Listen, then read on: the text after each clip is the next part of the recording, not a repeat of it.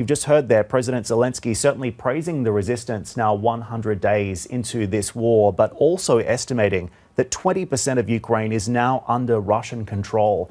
Can you just take stock and help us understand where we've come and where we're going as this war continues to unfold? So over 100 days, the Russians have pulled back their aims, at least tactically, perhaps not strategically, quite a lot. The original goal was to seize the three largest cities, Kiev, Kharkiv, and Odessa. Russian troops ended up having to withdraw from Kiev and Kharkiv because of the strength of Russian fighting. And then Russian forces in the south of Ukraine have not been able to get close to Odessa. They've been stopped in Mykolaiv. So these major goals really are quite embarrassing for Russia. Right now, the Russians are concentrating their forces in Donetsk, including close to Severodonetsk. But what's interesting is that Ukrainian forces have been able to retake some part of Severodonetsk last couple of days, even though Russia has massed its forces in that area. So that suggests that Russian forces could be potentially not able to fight a whole lot more in strength.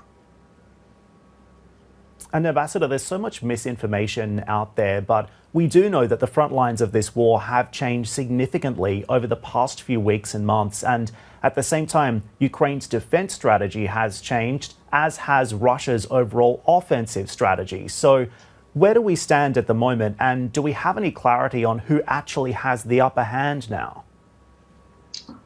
The nature of the fighting has changed because of geography. As it has moved to eastern Ukraine, flat, open areas are good for artillery and for missile strikes. So Russia has concentrated those kind of weapons there. And just recently, of course, the U.S. and others have begun shipping 155 millimeter howitzers there. And just most recently, of course, the U.S. and I think some others are going to be shipping multiple launch rocket systems, MLRS, including the HIMARS U.S. system. That has a range of about 40 miles, which is about twice the range of the artillery. That will help Ukraine quite a lot. In the south of Ukraine, around Kherson, this is the only area where the Russian forces have been to the west side of the major river, the Dnipro River in Ukraine. Looks like Ukrainians may be fighting back and could push the Russians east of the Dnipro River. This would be a significant strategic gain. So the Russians still do occupy a fair amount of territory between Western Russia and Crimea, but it's not clear how the fighting is going to turn out in terms of how much of that Russians are going to be forced to give up. And at the same time, it does seem as if Ukraine is now coming under increasing international pressure to make some really tough decisions when it comes to its own territory. With regards to what happens here, should Ukraine accept concessions of territory in order to reach a peace agreement? This has been suggested in multiple circles, but obviously receiving clear pushback on the Ukrainian side. Yes. So at the World Economic Forum, former Secretary of State Henry Kissinger suggested that. The New York Times editorial board did as well. And in Europe, of course, Prime Minister Macron and President Draghi in Italy have also suggested that.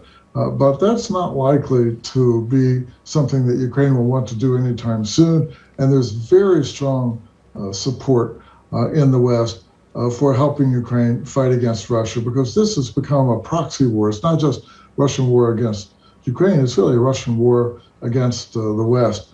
So I don't expect that we will see any foot dragging of any considerable extent. For example, France and Italy are not going to break consensus in the European Union on sanctions against Russia.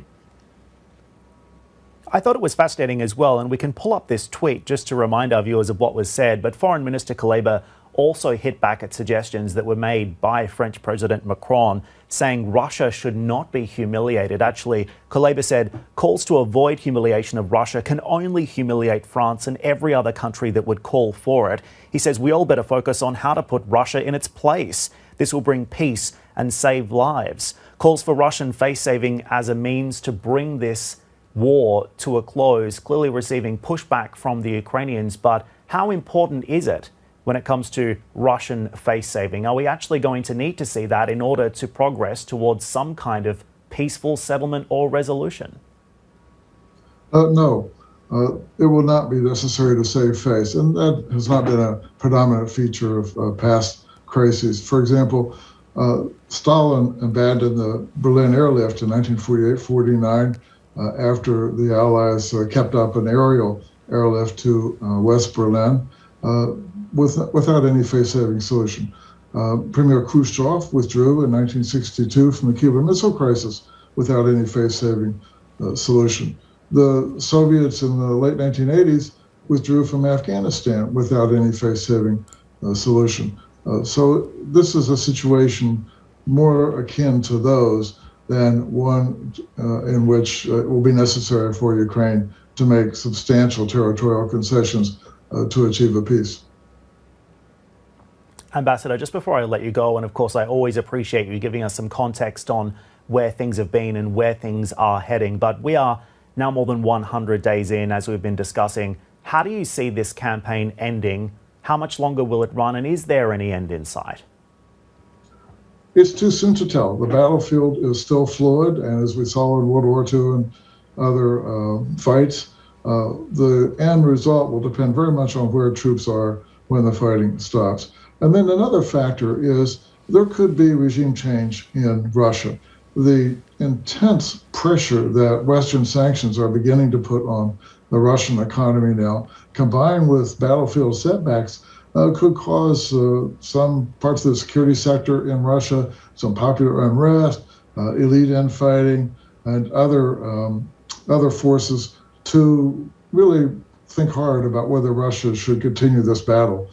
The West is not going to lift those sanctions until Russian troops are out of Ukraine. This really limits Russia's options. So we shouldn't exclude the possibility of Russia just pulling up stakes and pulling out. But the battle could also go for a longer period of time.